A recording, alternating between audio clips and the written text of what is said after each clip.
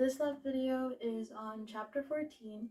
So for the first action, we're going to be practicing sequential action and the follow through. So for this, we're going to want to put our viola down and we'll just have the bow in our hand. What you're going to want to do is lift the bow up in the air, and essentially you want to lift it as high as you can. I can't right now because of the ceiling, but you're gonna want to lift the bow as much as you can, and then when you get up to as high as you can with your arm, you're gonna want to lift the bow even more with your fingers, and essentially you're going to want to curve and straighten your thumb and your fingers as if you are doing a similar motion by going to the frog and to the tip. So let's practice that. Straighten up the top and then go up a little bit more and drop. Go up to the top, go up a little bit more and drop. Go up to the top, go up a little bit more and drop. And that is action 1. So for action 2, we're going to want to pick up our violas again. And this one practices motion and continuity. Motion and continuity. So you're going to want to do a whole bow down and a whole bow up, and you're going to want to follow through. And you could also do that vice versa. So I'll demonstrate and then elaborate more. So just on the D string, we're going to do a whole bow down and the whole bow up. And once you reach the frog, you're going to want to do follow through. So the motion you're trying to achieve is going from the string in an upwards curve motion with your hand. So do that all in one motion.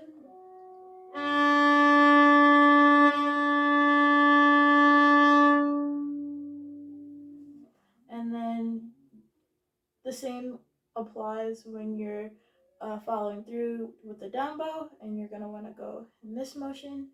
So you're going to want to start with an up bow.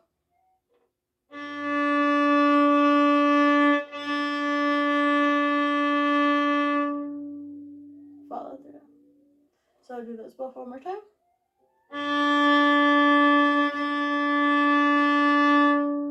Follow through.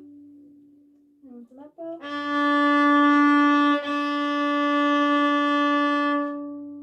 Follow through. And that is action 2.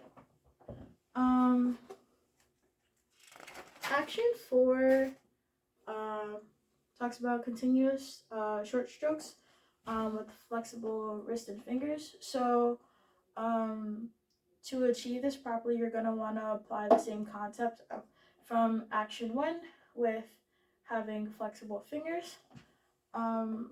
So I will play the first rhythm given in the book as an example with an 8th note and 2 16th notes, and you're going to want to play 2 of those. So do it one more time. And essentially you're going to want to play that at different parts of the bow so that you can properly adjust your fingers to different places on the bow. On the bow, and still maintain that flexibility in your fingers. So I'll play that at the frog. I'll play that like about a quarter of the way. And at the tip.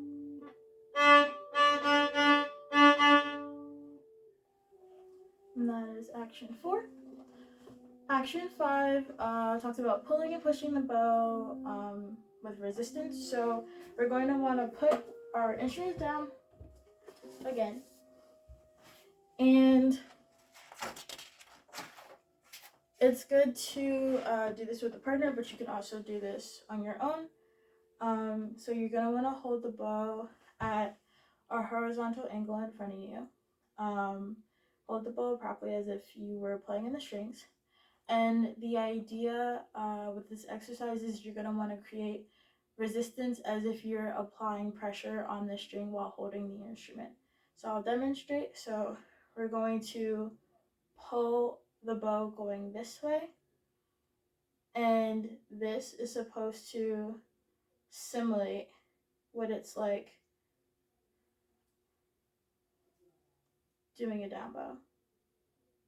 Yeah, when you're doing a down bow. So you're gonna want to add more pressure with your first finger, your pointer finger, and you're gonna want to pronate just a little bit more so that you can properly add enough pressure on the string, essentially, when you're playing. So you're gonna pull this way, like I said, and pronate a little bit more and try and pull in the opposite direction. And the same thing applies for when you're doing up bow. So to simulate an up bow, you're gonna want to push in this direction. So we're gonna push, and that's, you're gonna want to pronate and add pressure to simulate an up bow. And just to show you what that would look like on the instrument. So when you're doing the down bow, you're pulling this way, the resistance is going that way. So that's when you pull. And then when you're pushing going this way, that is when you're doing the up bow. And the resistance is going that way or down on the string. And action 6 talks about string crossings. So to practice that, you can do this at any point of the bow. I would start out with practicing. Oh, my bow needs to be tightened.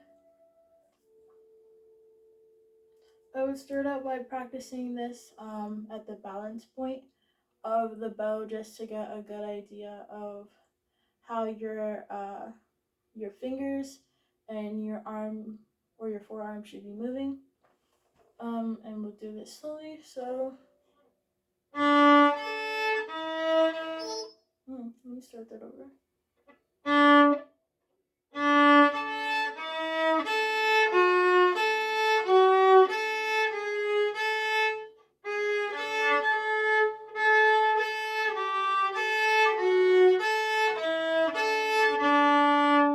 Let me do that one more time. That was not a good example.